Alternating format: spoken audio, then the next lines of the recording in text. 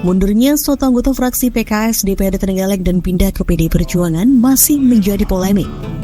Meski yang bersangkutan mundur dari PKS, namun tidak disertai pengunduran diri dari status keanggotaan DPRD. Sementara itu, saat seseorang menjadi anggota DPRD juga representasi dari partai politik itu sendiri.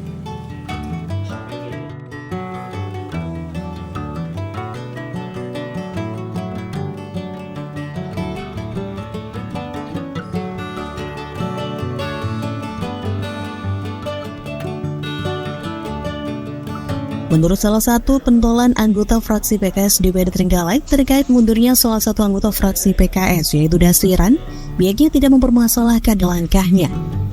Pasalnya itu adalah hak pribadi seseorang untuk bergabung ataupun keluar dari keanggotaan partai politik. Proses pengunduran itu saat ini juga sudah diproses DPD PKS Trenggalek dan tinggal menunggu surat keputusan pemberhentian dari DPP PKS. Setelah surat itu turun, baru nanti akan dilakukan tahapan pergantian antar waktu atau PHW.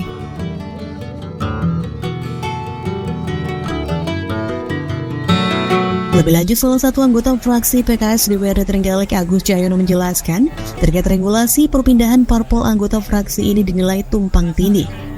Pasalnya dari hasil koordinasi sekretariat DPRD Trenggalek dengan Pemprov Jatim, diketahui jika selama seseorang tidak mundur dari keanggotaan DPRD dan belum dilakukan PAW, maka ia masih bisa mendapatkan hak-haknya sebagai anggota DPRD. Sementara itu saat ini Dasiran sudah mundur dari keanggotaan PKS, sehingga fraksi PKS juga akan mencabut rekomendasi yang bersangkutan dari berbagai struktur alat kelengkapan Dewan atau AKD.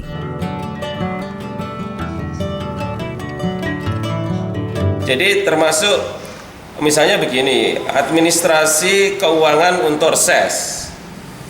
Di reses sendiri itu di reses itu sudah ada. Jadi dia itu dari fraksi mana? Itu ada dokumen reses. Jadi seorang anggota DPRD mau melakukan reses, mengakses anggaran APBD, itu juga tertulis di situ. Dia dari fraksi apa? Nah, otomatis ketika seseorang anggota dewan mengundurkan diri dari partai politik, kemudian sudah dilakukan pemberhentian dan fraksi sudah melakukan pemberhentian, kan tidak punya hak lagi dia. Misalnya seseorang sudah mundur dari partai politik, kemudian dari reses, kemudian dia menurut fraksi apa?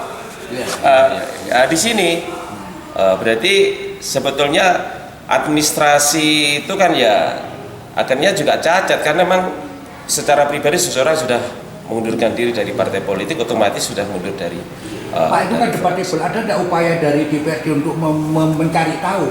Sudah. Jadi sekretariat itu sudah konsultasi ke gubernur dan jawabannya ya selama belum tidak mengundurkan diri dari keanggotaan dan belum ada surat pemberhentian dari gubernur, maka masih punya hak. Itulah hasil konsultasi yang disampaikan oleh sekretaris Dewan. Nah, itu. Ke lembaga yang lebih tinggi mungkin Pak?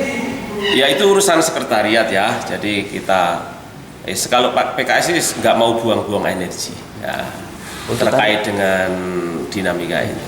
Itu kan hak pribadi ya. Jadi hak seseorang itu bergabung dengan partai, kemudian dia mengundurkan dari partai, itu adalah hak personal ya. Jadi partai pun tidak bisa untuk istilahnya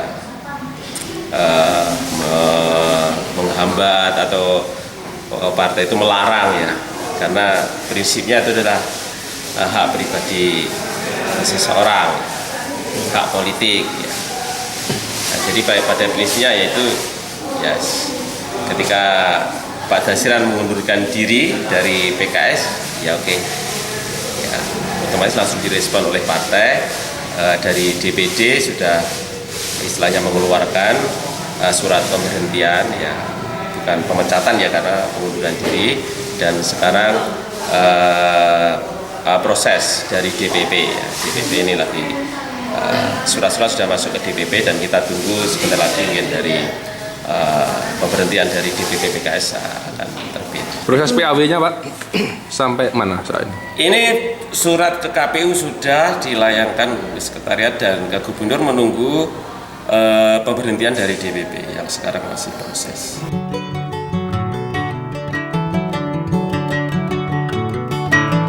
Agus juga mencontohkan saat seseorang anggota DPRD keluar dari keanggotaan parpol yang menghantarkan dirinya menjadi anggota DPRD, maka akan kesulitan untuk mengakses sejumlah administrasi. Misalkan administrasi keuangan untuk reses. Saat akan melakukan kegiatan reses harus jelas asal-usul keanggotaan seseorang dari fraksi mana.